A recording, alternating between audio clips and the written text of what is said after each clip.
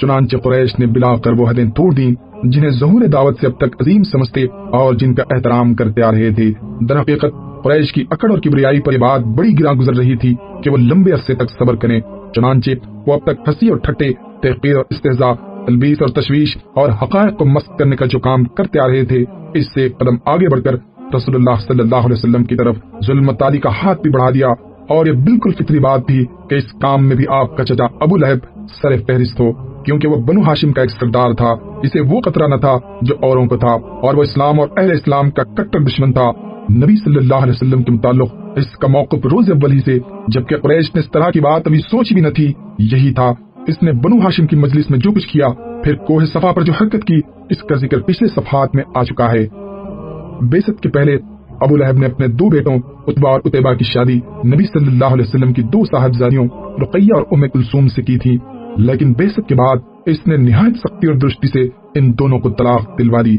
इसी तरह जब नबी सल्लल्लाहु अलैहि वसल्लम के दूसरे साहबजादे अब्दुल्ला का इंतकाल हुआ तो अबू लहब को इस कदर खुशी हुई कि वो दौड़ता हुआ अपने रुफ़क़ा के पास पहुंचा और उन्हें खुशखबरी सुनाई कि मोहम्मद अबतर हो गए।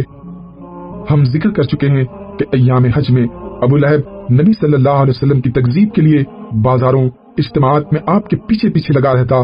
तारिक बिन अब्दुल्ला मुहारिबी की रिवायत से मालूम होता है कि यह शख्स सिर्फ तकज़ीब ही पर बस नहीं करता, बल्कि पत्थर भी मारता रहता, जिससे आपकी एड़ियां खून आलूद हो जाती थीं। अबू लहब की बीवी उम्मे जमील, जिसका नाम अरवा था और जो हरब बिन उमैया की बेटी थी और अबू सुफियान की बहन थी, वो नबी सल्लल्लाहु अलैहि वसल्लम की अदावत में अपने शौहर से पीछे न थी। चुनांचे वो नबी सल्लल्लाहु अलैहि वसल्लम के रास्ते में और दरवाजे पर रात को कांटे डाल दिया करती, फासी बज़ुबान और मुफसिदा पर्दाज भी थी। चुनांचे नबी सल्लल्लाहु अलैहि वसल्लम के खिलाफ बदज़बानी करना, लंबी चौड़ी दसीसा कारी और इफ्तरा पर्दाजी से काम लेना, फितने की आग भड़काना और खौफनाक जंग बपा रखना इसका शेवा था। इसीलिए कुरान में इसको हम्मालतुल हतब, लकड़ी ढोने वाली का लक़ब अता किया। जब इसे मालूम हुआ कि इसकी और इसके शौहर की मज़म्मत में कुरान नाजिल हुआ है, तो वो रसूलुल्लाह सल्लल्लाहु अलैहि वसल्लम को तलाश करती हुई आई। आप खाने काबा के पास मस्जिद हराम में तशरीफ फरमा थे। अबू बकर सिद्दीक भी हमरा थे। ये मुट्ठी भर पत्थर लिए हुए थी। सामने खड़ी हुई तो अल्लाह ने इसकी निगाह पकड़ ली और वो रसूलुल्लाह को न देख सकी, सिर्फ अबू बकर को देख रही थी। इसने सामने पहुंचते ही सवाल किया, अबू बकर, तुम्हारा साथी कहाँ है? मुझे मालूम हुआ है कि वो मेरी हजू करता है। वल्लाह, अगर मैं इसे पा गई तो इसके मुंह पर ये पत्थर दे मारूंगी। देखो, अल्लाह की कसम, मैं भी शायरा हूँ।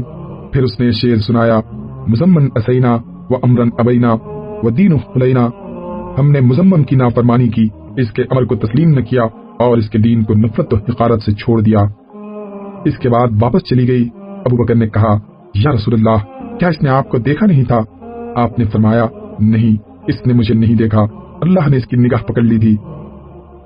अबू बकर बज़्ज़ार ने भी ये वाक़या रिवायत किया है और इसमें इतना मज़ीद इजाफा किया है कि जब वो अबू बकर के पास खड़ी हुई थी तो इसने ये भी कहा, अबू बकर, तुम्हारे साथी ने हमारी हजू की है।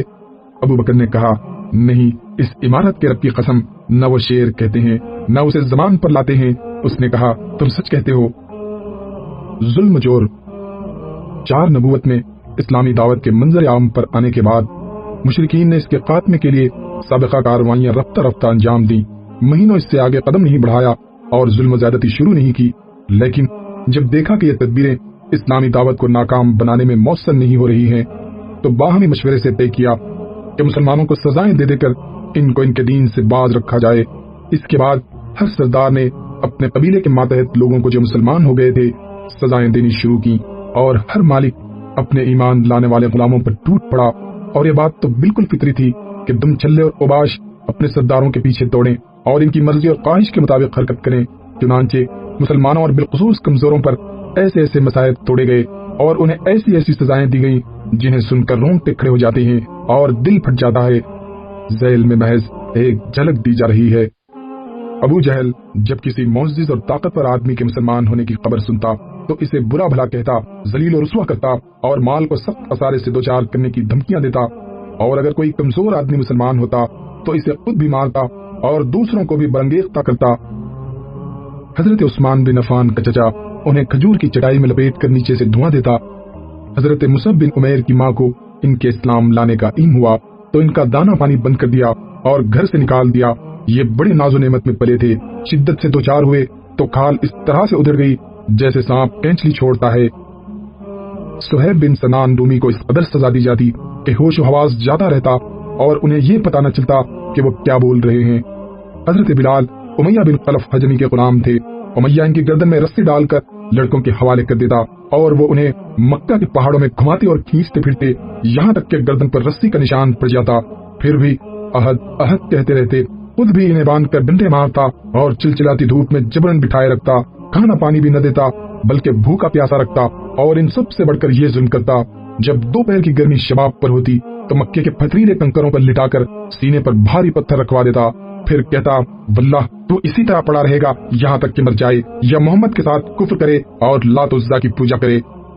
हजरत बिलाल इस हालत में भी कहते अहद अहद और फरमाते, अगर मुझे कोई ऐसा कलमा मालूम होता जो तुम्हें इससे भी ज्यादा नागवार होता तो मैं उसे कहता। एक रोज यही कार्रवाई जारी थी कि हजरत अबू बकर का गुजर हुआ। उन्होंने हजरत बिलाल को एक काले गुलाम के बदले, और कहा जाता है कि 200 दरहम 735 ग्राम चांदी या 280 दरहम 1 किलो से ज्यादा चांदी के बदले खरीद कर आजाद कर दिया। हजरत अम्मार बिन यासिर बनु मखजूम के गुलाम थे। उन्होंने और उनके वालिदैन ने इस्लाम कबूल किया तो उन पर क़यामत टूट पड़ी। मुशरिकीन जिनमें अबू जहल पेश था, सख्त धूप के वक्त पथरीली जमीन पर ले जाकर इसकी तपिश से सजा देते। एक बार उन्हें इसी तरह सजा दी जा रही थी कि नबी सल्लल्लाहु अलैहि वसल्लम का गुजर हुआ। आपने फरमाया, आले यासिर सब्र करना, तुम्हारा ठिकाना जन्नत है। आखिरकार यासिर जुल्म की ताब न लाकर वफात पा गए और हजरत सुमैया जो हजरत अम्मार की वालिदा थी, अबू जहल ने इनकी शर्मगाह में निज़ा मारा और वो दम तोड़ गईं। ये इस्लाम में पहली शहीदा हैं। इनके वालिद का नाम क़य्याद था और ये अबू हुज़ैफा बिन मुग़ीरा बिन अब्दुल्ला बिन उमर बिन मखजूमी की लौंडी थी। बहुत बूढ़ी और ज़ईफ़ थी। हजरत अम्मार पर सख्ती का सिलसिला जारी रहा। उन्हें कभी धूप में तपाया जाता तो कभी इनके सीने पर सुर्ख पत्थर रख दिया जाता और कभी पानी में डुबोया जाता, यहाँ तक कि वो होश हवास खो बैठते। इनसे मुशरिकीन कहते कि जब तक तुम मोहम्मद को गाली न दोगे या लात उज़्ज़ा के बारे में कलमे खैर न कहोगे हम तुम्हें नहीं छोड़ेंगे। मजबूरन उन्होंने मुशरिकीन की बात मान ली। फिर नबी सल्लल्लाहु अलैहि वसल्लम के पास रोते और माजरत करते हुए तशरीफ लाए। इस पर यह आयत नाजिल हुई, मन कफर बिल्लाहि मिन बादि ईमानिही इल्ला मन उक्रिह व क़ल्बुहु मुतमइन्नुम बिल ईमान। जिसने अल्लाह पर ईमान लाने के बाद कुफ्र किया, इस पर अल्लाह का गज़ब और अज़ाब अज़ीम है। लेकिन जिसे मजबूर किया जाए और इसका दिल ईमान पर मुतमईन हो, इस पर कोई गिरफ्त नहीं।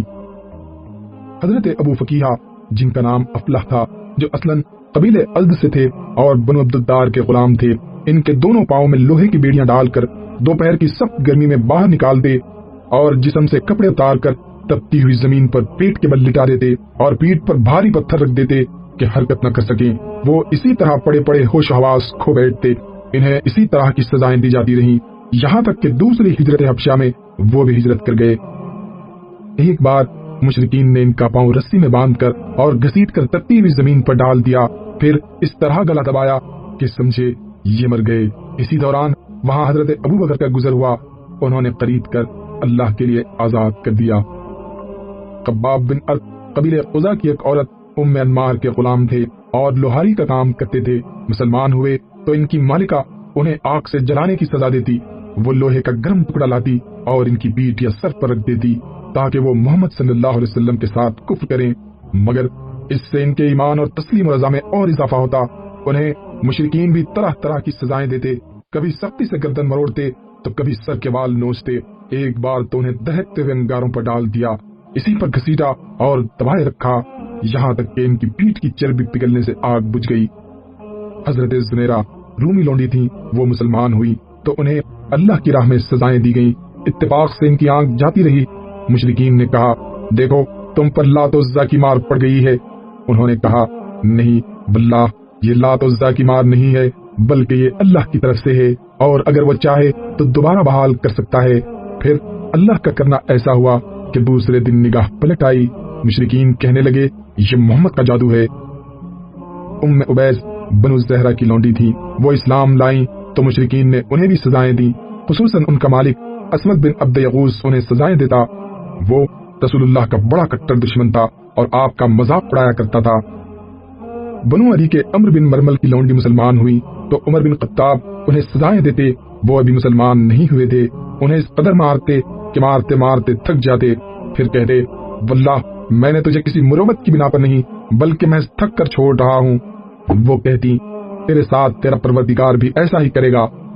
حضرت نہدیہ اور ان کی صاحبزادی بھی بنو عبدالدار کی ایک عورت کی لونڈی تھی، اسلام لے آئیں تو انہیں بھی سزاؤں سے دوچار ہونا پڑا۔ غلاموں میں عامر بن فہیرہ بھی تھے، اسلام لانے پر انہیں بھی اس قدر سزائیں دی جاتی کہ وہ اپنے ہوش و حواس کھو بیٹھتے اور انہیں پتہ نہ چلتا کہ کیا بول رہے ہیں۔ حضرت ابو بکر نے ان سارے غلاموں اور لونڈیوں کو خرید کر آزاد کر دیا۔ اس پر ان کے والد ابو قحافہ نے ان کو عطاب کیا، کہنے لگے بیٹا میں تمہیں دیکھتا ہوں کہ کمزور گردنیں آزاد کر رہے ہو، توانا لوگوں کو آزاد کرتے تو وہ تمہارا بچاؤ بھی کرتے۔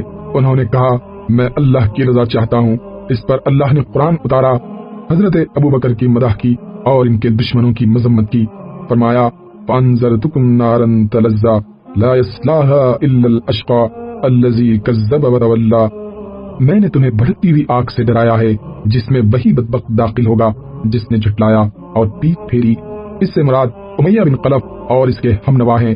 پھر فرمایا اور اس آگ سے وہ پرہیزگار آدمی دور رکھا جائے گا جو اپنا مال پاکی حاصل کرنے کے لیے خرچ کر رہا ہے، اس پر کسی کا احسان نہیں ہے جس کا بدلہ دیا جا رہا ہو، بلکہ محض اپنے رب اعلیٰ کی مرضی کی طلب ہے۔ اس سے مقصود حضرت ابو بکر صدیق ہیں۔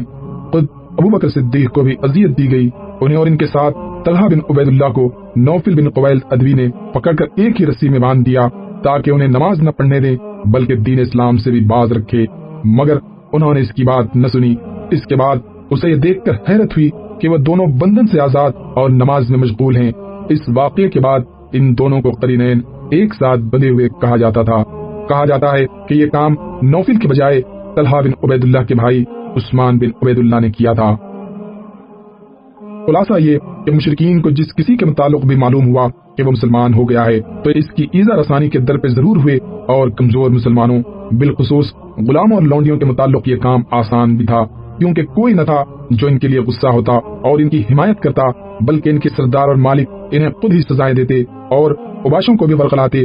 البتہ بڑے لوگوں اور اشراف میں سے کوئی مسلمان ہوتا تو اس کی ایذا رسانی ذرا آسان نہ ہوتی، کیونکہ وہ اپنی قوم کی حفاظت اور بچاؤ میں ہوتا۔ اس لیے ایسے لوگوں پر خود ان کے اپنے قبیلے کے اشراف کے سوا کم ہی کوئی جرأت کرتا تھا، وہ بھی بہت بچ بچا کر اور سوچ سمجھ کر۔ رسول اللہ کے بارے میں مشرکین کا موقف۔ جہاں تک رسول اللہ صلی اللہ علیہ وسلم کے معاملے کا تعلق ہے تو یہ بات یاد رکھنی چاہیے کہ آپ پرشکوہ، باوقار اور منفرد شخصیت کے مالک تھے۔ دوست و دشمن سبھی آپ کو تعظیم کی نظر سے دیکھتے تھے۔ آپ جیسی شخصیت کا سامنا اکرام و احترام ہی سے کیا جا سکتا تھا، اور آپ کے خلاف کسی نیچ اور ذلیل حرکت کی جرأت کوئی رذیل اور احمق کر سکتا تھا۔ اس ذاتی عظمت کے علاوہ آپ کو ابو طالب کی حمایت و حفاظت بھی حاصل تھی، اور ابو طالب مکہ کے ان گنے چنے لوگوں میں سے تھے جو اپنی ذاتی اور اجتماعی دونوں حیثیتوں سے اتنے باعظمت تھے کہ کوئی شخص بڑی مشکل سے ان کے عہد توڑنے اور ان کے قانوارے پر ہاتھ ڈالنے کی جسارت کر سکتا تھا۔ اس صورتحال نے قریش کو سخت پریشانی اور کشمکش سے دوچار کر رکھا، جو تقاضا کر رہی تھی کہ کسی ناپسندیدہ دائرے میں پڑے بغیر اس مشکل سے نکلنے کے لیے سنجیدگی سے غور کریں۔ بلاخر انہیں یہ راستہ سمجھ میں آیا کہ سب سے بڑے ذمہ دار ابو طالب سے بات چیت کریں، لیکن خاص سی حکمت اور واقعیت پسندی کے ساتھ، اور ایک گونا چیلنج اور پوشیدہ دھمکی لیے ہوئے، تاکہ جو بات کہی جائے اسے وہ تسلیم کر لیں۔ قریش کا وقت ابو طالب کی خدمت میں۔ ابن ساخ کہتے ہیں کہ اشراف قریش سے چند آدمی ابو طالب کے پاس گئے اور بولے ابو طالب، آپ کے بھتیجے نے ہمارے معبودوں کو برا بھلا کہا ہے، ہمارے دین کی عیب چینی کی ہے، ہماری عقلوں کو حماقت زدہ کہا ہے اور ہمارے باپ دادا کو گمراہ قرار دیا ہے، لہذا یا تو آپ انہیں اس سے روک دیں یا ہمارے اور ان کے درمیان سے ہٹ جائیں، کیونکہ آپ بھی ہماری طرح ان سے مختلف دین پر ہیں، ہم ان کے معاملے میں آپ کے لیے بھی کافی رہیں گے۔ اس کے جواب میں ابو طالب نے نرم بات کہی اور روادارانہ لب و لہجہ اختیار کیا، چنانچہ وہ واپس چلے گئے اور رسول اللہ صلی اللہ علیہ وسلم اپنے سابقہ طریقے پر رواں دواں رہتے ہوئے اللہ کا دین پھیلانے اور اس کی تبلیغ کرنے میں مصروف رہے۔ لیکن جب قریش نے دیکھا کہ آپ دعوت اللہ کے کام میں حسب سابق مصروف عمل ہیں تو زیادہ دیر تک صبر نہ کر سکے، بلکہ آپس میں خاص سی چمگوئیاں کی اور ناگواری کا اظہار کیا، حتیٰ کہ ابو طالب سے دوبارہ زیادہ سخت اور سنگین لہجے میں گفتگو کرنے کا فیصلہ کیا۔ ابو طالب کو قریش کی دھمکی۔ اس فیصلے کے بعد سرداران قریش ابو طالب کے پاس پھر حاضر ہوئے اور بولے ابو طالب، آپ ہمارے اندر سن و شرف اور اعزاز کے مالک ہیں، ہم نے آپ سے گزارش کی تھی کہ آپ اپنے بھتیجے کو روکیے، لیکن آپ نے انہیں نہیں روکا۔ آپ یاد رکھیے، ہم اسے برداشت نہیں کر سکتے کہ ہمارے آباء و اجداد کو گالیاں دی جائیں، ہماری عقل و فہم کو حماقت زدہ قرار دیا جائے اور ہمارے معبودوں کی عیب چینی کی جائے۔ آپ روک دیجئے، ورنہ ہم آپ سے اور ان سے ایسی جنگ چھیڑ دیں گے کہ ایک فریق کا صفایا ہو کر رہے گا۔ ابو طالب پر اس زوردار دھمکی کا بہت زیادہ اثر ہوا اور انہوں نے رسول اللہ صلی اللہ علیہ وسلم کو بلا کر کہا، بھتیجے، تمہاری قوم کے لوگ میرے پاس آئے تھے اور ایسی ایسی باتیں کہہ گئے ہیں، اب مجھ پر اور خود اپنے آپ پر رحم کرو اور اس معاملے میں مجھ پر اتنا بوجھ نہ ڈالو جو میرے بس سے باہر ہے۔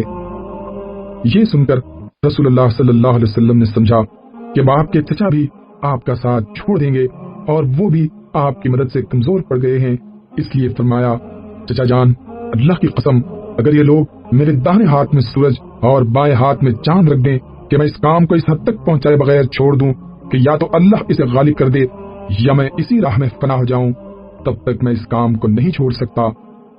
اس کے بعد آپ کی آنکھیں اشک بار ہو گئیں، آپ رو پڑے اور اٹھ گئے۔ جب واپس ہونے لگے تو ابو طالب نے پکارا اور سامنے تشریف لائے تو کہا، بھتیجے، جاؤ، جو چاہو کہو، اللہ کی قسم میں تمہیں کبھی بھی کسی بھی وجہ سے نہیں چھوڑ سکتا۔ اور یہ اشعار کہے، واللہ وہ لوگ تمہارے پاس اپنی جمیت سمیت بھی ہرگز نہیں پہنچ سکتے، یہاں تک کہ میں مٹی میں دفن کر دیا جاؤں۔ تم اپنی بات کھلم کھلا کہو، تم پر کوئی قدغن نہیں، تم خوش ہو جاؤ اور تمہاری آنکھیں اس سے ٹھنڈی ہو جائیں۔ قریش ایک بار پھر ابو طالب کے سامنے۔ پچھلی دھمکی کے باوجود جب قریش نے دیکھا کہ رسول اللہ صلی اللہ علیہ وسلم اپنا کام کیے جا رہے ہیں تو ان کی سمجھ میں آ گیا کہ ابو طالب رسول اللہ کو چھوڑ نہیں سکتے، بلکہ اس بارے میں قریش سے جدا ہونے اور ان کی عداوت مول لینے کو تیار ہیں۔ چنانچہ وہ لوگ ولید بن مغیرہ کے لڑکے عمارہ کو ہمراہ لے کر ابو طالب کے پاس پہنچے اور ان سے یوں عرض کیا، اے ابو طالب، یہ قریش کا سب سے بانکا اور خوبصورت نوجوان ہے، آپ اسے لے لیں، اس کی دیت اور نصرت کے آپ حقدار ہوں گے، آپ اسے اپنا لڑکا بنا لیں، یہ آپ کا ہوگا، اور آپ اپنے اس بھتیجے کو ہمارے حوالے کر دیں جس نے آپ کے آباء و اجداد کے دین کی مخالفت کی ہے، آپ کی قوم کا شیرازہ منتشر کر رکھا ہے اور ان کی عقلوں کو حماقت سے دوچار بتلایا ہے، ہم اسے قتل کریں گے، بس یہ ایک آدمی کے بدلے ایک آدمی کا حساب ہے۔ ابو طالب نے کہا، اللہ کی قسم، کتنا برا سودا ہے جو تم لوگ مجھ سے کر رہے ہو، تم اپنا بیٹا مجھے دیتے ہو کہ میں اسے کھلاؤں پلاؤں پالوں پوسوں، اور میرا بیٹا مجھ سے طلب کرتے ہو کہ اسے قتل کر دو، اللہ کی قسم یہ نہیں ہو سکتا۔ اس پر نوفل بن عبد مناف کا پوتا مطعم بن عدی بولا، اللہ کی قسم، اے ابو طالب، تم سے تمہاری قوم نے انصاف کی بات کہی ہے اور جو صورت تمہیں ناگوار ہے اس سے بچنے کی کوشش کی ہے، لیکن دیکھتا ہوں کہ تم ان کی کسی بات کو قبول نہیں کرنا چاہتے۔ جواب میں ابو طالب نے کہا، واللہ تم لوگوں نے مجھ سے انصاف کی بات نہیں کی ہے، بلکہ تم بھی میرا ساتھ چھوڑ کر میرے مخالف لوگوں کی مدد پر تلے بیٹھے ہو، تو ٹھیک ہے، جو چاہو کرو۔ ابو لہب اس کے باوجود یہ ساری حرکتیں کر رہا تھا کہ رسول اللہ صلی اللہ علیہ وسلم کا چچا اور پڑوسی تھا، اس کا گھر آپ کے گھر سے متصل تھا، اسی طرح آپ کے دوسرے پڑوسی بھی آپ کو گھر کے اندر ستاتے تھے۔ ابن اسحاق کا بیان ہے کہ جو گروہ گھر کے اندر رسول اللہ صلی اللہ علیہ وسلم کو اذیت دیا کرتا تھا وہ یہ تھا: ابو لہب، حکم بن ابی العاص بن امیہ، عقبہ بن ابی معیط، عدی بن حمرہ ثقفی، ابن الاسد حزلی، یہ سب کے سب آپ صلی اللہ علیہ وسلم کے پڑوسی تھے، اور ان میں سے حکم بن ابی العاص کے علاوہ کوئی بھی مسلمان نہ ہوا۔ ان کے ستانے کا طریقہ یہ تھا کہ جب آپ نماز پڑھتے تو کوئی شخص بکری کی بچے دانی اس طرح ٹکا کر پھینکتا کہ وہ ٹھیک آپ کے اوپر گرتی، چولہے پر ہانڈی چڑھائی جاتی تو بچہ دانی اس طرح پھینکتے کہ سیرے ہانڈی میں جا گرتی۔ آپ نے مجبور ہو کر ایک گھروندہ بنا لیا تاکہ نماز پڑھتے ہوئے ان سے بچ سکیں۔ بہرحال جب آپ پر یہ گندگی پھینکی جاتی تو آپ اسے لکڑی پر لے کر نکلتے اور دروازے پر کھڑے ہو کر فرماتے، اے بنی عبد مناف، یہ کیسی ہمسائیگی ہے، پھر اسے راستے میں ڈال دیتے۔ عقبہ بن ابی معیط اپنی بدبختی اور قباست میں اور بڑھا ہوا تھا، چنانچہ صحیح بخاری میں حضرت عبداللہ بن مسعود سے مروی ہے کہ نبی صلی اللہ علیہ وسلم بیت اللہ کے پاس نماز پڑھ رہے تھے اور ابو جہل اور اس کے کچھ رفقا بیٹھے ہوئے تھے کہ اتنے میں باز نے باز سے کہا، کون ہے جو بنی فلاں کی اونٹ کی اوجڑی لائے اور جب محمد سجدہ کریں تو ان کی پیٹھ پر ڈال دے۔ اس پر قوم کا بدبخت ترین آدمی عقبہ بن ابی معیط اٹھا اور اوجھ لا کر انتظار کرنے لگا۔ جب نبی صلی اللہ علیہ وسلم سجدے میں تشریف لے گئے تو اسے آپ کی پیٹھ پر دونوں کندھوں کے درمیان ڈال دیا۔ میں سارا ماجرا دیکھ رہا تھا مگر کچھ نہیں کر سکتا تھا، کاش میرے اندر بچانے کی طاقت ہوتی۔ حضرت ابن مسعود فرماتے ہیں کہ اس کے بعد وہ ہنسی کے مارے ایک دوسرے پر گرنے لگے اور رسول اللہ سجدے میں ہی پڑے رہے، سر نہ اٹھایا، یہاں تک کہ فاطمہ آئی اور آپ کی پیٹھ سے اوجھ ہٹا کر پھینکی، تب آپ نے سر اٹھایا، پھر 3 بار فرمایا اللہم علیک بقریش، اے اللہ تو قریش کو پکڑ لے۔ جب آپ نے بد دعا کی تو ان پر بہت گراں گزری، کیونکہ ان کا عقیدہ تھا کہ اس شہر میں دعائیں قبول کی جاتی ہیں۔ اس کے بعد آپ نے نام لے لے کر بد دعا کی، اے اللہ ابو جہل کو پکڑ لے اور عتبہ بن ربیعہ، شیبہ بن ربیعہ، ولید بن عتبہ، امیہ بن خلف اور عقبہ بن ابی معیط کو پکڑ لے۔ انہوں نے ساتھ میں کبھی نام گنایا لیکن راوی کو یاد نہ رہا۔ ابن مسعود فرماتے ہیں کہ اس ذات کی قسم جس کے ہاتھ میں میری جان ہے، میں نے دیکھا کہ جن لوگوں کے نام رسول اللہ صلی اللہ علیہ وسلم نے گن گن کر لیے تھے، سب کے سب بدر کے کنویں میں مقتول پڑے ہوئے تھے۔ امیہ بن خلف کا وتیرہ تھا کہ وہ جب رسول اللہ صلی اللہ علیہ وسلم کو دیکھتا تو لام تان کرتا۔ اسی کے متعلق یہ آیت نازل ہوئی، ویل لکل ہمزۃ لمزہ، ہر لان تان اور برائی کرنے والے کے لیے تباہی ہے۔ ابن حشام کہتے ہیں ہمزہ وہ شخص ہے جو علانیہ گالی بکے اور آنکھیں ٹیڑھی کر کے اشارے کرے، اور لمزہ وہ شخص جو پیٹ پیچھے لوگوں کی برائیاں کرے اور انہیں۔ امیہ کا بھائی ابی بن خلف عقبہ بن ابی معیط کا گہرا دوست تھا۔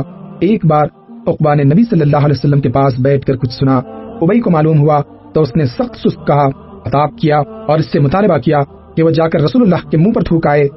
آخر عقبہ نے ایسا ہی کیا۔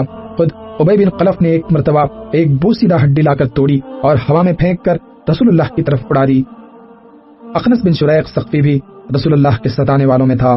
قرآن میں اس کے 9 اوصاف بیان کیے گئے ہیں جس سے اس کے کردار کا اندازہ ہوتا ہے۔ ارشاد ہے، تم بات نہ مانو کسی قسم کھانے والے ذلیل کی جو لام تان کرتا ہے، چغلیاں کھاتا ہے، بھلائی سے روکتا ہے، حد درجے ظالم، بد عمل اور جفاکار ہے، اور اس کے بعد بد اصل بھی ہے۔ ابو جہل کبھی کبھی رسول اللہ صلی اللہ علیہ وسلم کے پاس آ کر قرآن سنتا تھا، لیکن بس سنتا ہی تھا، ایمان و اطاعت اور ادب و خشیت اختیار نہیں کرتا۔ وہ رسول اللہ کو اپنی بات سے اذیت پہنچاتا اور اللہ کی راہ سے روکتا تھا، پھر اپنی اس حرکت اور بڑائی پر ناز اور فخر کرتا، گویا اس نے قابل ذکر کارنامہ انجام دے دیا ہے۔ قرآن مجید کی آیات اسی شخص کے بارے میں نازل ہوئی، نہ اس نے صدقہ دیا نہ نماز پڑھی، بلکہ جھٹلایا اور پیٹ پھیری، پھر وہ اکڑتا ہوا اپنے گھر والوں کے پاس گیا، تیرے خوب لائق ہے، خوب لائق ہے۔ اس شخص نے پہلے دن جب نبی صلی اللہ علیہ وسلم کو نماز پڑھتے ہوئے دیکھا تو اسی دن سے آپ کو نماز سے روکتا رہا۔ ایک بار نبی صلی اللہ علیہ وسلم مقام ابراہیم کے پاس نماز پڑھ رہے تھے کہ اس کا گزر ہوا، دیکھتے ہی بولا، محمد کیا میں نے تجھے اس سے منع نہیں کیا تھا؟ ساتھ ہی دھمکی بھی دی۔ رسول اللہ نے بھی ڈانٹ کر سختی سے جواب دیا۔ اس پر وہ کہنے لگا، اے محمد کاہے کی دھمکی دے رہے ہو؟ دیکھو اللہ کی قسم اس وادی میں میری محفل سب سے بڑی ہے۔ اس پر اللہ تعالیٰ نے یہ آیت نازل فرمائی، اچھا تو بلائے اپنی محفل کو، ہم بھی سزا کے فرشتوں کو بلائے دیتے ہیں، اچھا تو بلائے اپنی محفل کو۔ ایک روایت میں مذکور ہے کہ رسول اللہ صلی اللہ علیہ وسلم نے اس کا گریبان گلے کے پاس پکڑ لیا اور جھنجھوڑتے ہوئے فرمایا، تیرے لیے بہت ہی موزوں ہے۔ اس پر اللہ کا دشمن کہنے لگا، اے محمد مجھے دھمکی دے رہے ہو؟ اللہ کی قسم تم اور تمہارا پروردگار میرا کچھ نہیں کر سکتے، میں مکے کی دونوں پہاڑیوں کے درمیان چلنے پھرنے والوں میں سب سے زیادہ معزز ہوں۔ بہرحال اس ڈانٹ کے باوجود ابو جہل اپنی حماقت سے باز آنے والا نہ تھا، بلکہ اس کی بدبختی میں کچھ اور اضافہ ہی ہو گیا۔ چنانچہ صحیح مسلم میں ابو ہریرہ سے مروی ہے کہ ایک بار سرداران قریش سے ابو جہل نے کہا کہ محمد آپ حضرات کے روبرو اپنا چہرہ خاک آلود کرتا ہے۔ جواب دیا گیا، ہاں۔ اس نے کہا، لات و عزا کی قسم اگر میں نے اس حالت میں اسے دیکھ لیا تو اس کی گردن رون دوں گا اور اس کا چہرہ مٹی پر رگڑ دوں گا۔ اس کے بعد اس نے رسول اللہ صلی اللہ علیہ وسلم کو نماز پڑھتے ہوئے دیکھ لیا اور اس ظام میں چلا کہ آپ کی گردن رون دے گا، لیکن لوگوں نے اچانک کیا دیکھا کہ وہ ایڑی کے بل پلٹ رہا ہے اور دونوں ہاتھ سے بچاؤ کر رہا ہے۔ لوگوں نے کہا، ابو الحکم تمہیں کیا ہوا؟ اس نے کہا، میرے اور اس کے درمیان آگ کی ایک خندق ہے، ہولناکیاں ہیں اور پر ہیں۔ رسول اللہ صلی اللہ علیہ وسلم نے فرمایا، اگر وہ میرے قریب آتا تو فرشتے اس کا ایک ایک عضو اچک لیتے۔ یہ اس ظلم جور کا ایک نہایت مختصر خاکہ ہے جو اہل اللہ اور سکان حرم ہونے کا دعویٰ رکھنے والے سرکش مشرکین کے ہاتھوں رسول اللہ صلی اللہ علیہ وسلم اور مسلمانوں کو سہنا پڑ رہے تھے۔ اس سنگین صورتحال کا تقاضا یہ تھا کہ رسول اللہ صلی اللہ علیہ وسلم ایسا محتاط اور تدبیر پر مبنی موقف اختیار کریں کہ مسلمانوں پر جو آفت ٹوٹ پڑی تھی اس سے بچانے کی کوئی صورت نکل آئے اور ممکن حد تک اس کی سختی کم کی جا سکے۔ اس مقصد کے لیے رسول اللہ صلی اللہ علیہ وسلم نے 2 حکیمانہ اقدام اٹھائے جو دعوت کا کام آگے بڑھانے میں بھی مؤثر ثابت ہوئے۔ پہلا، ارقم بن ابی الارقم مخزومی کے مکان کو دعوت و تربیت کے مرکز کے طور پر اختیار فرمایا۔ دوسرا، مسلمانوں کو ہجرت حبشہ کا